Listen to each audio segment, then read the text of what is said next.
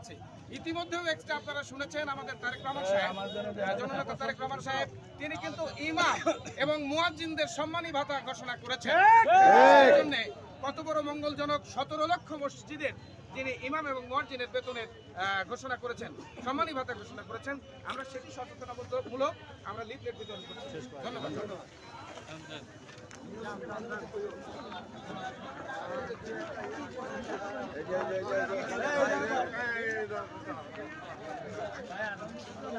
রাষ্ট্র কাঠামো মেরামতের 31 দফা বাস্তবায়নের লক্ষ্যে লিফলেট বিতরণ কার্যক্রম বালিয়াকান্দি উপজেলা ব্যাপী।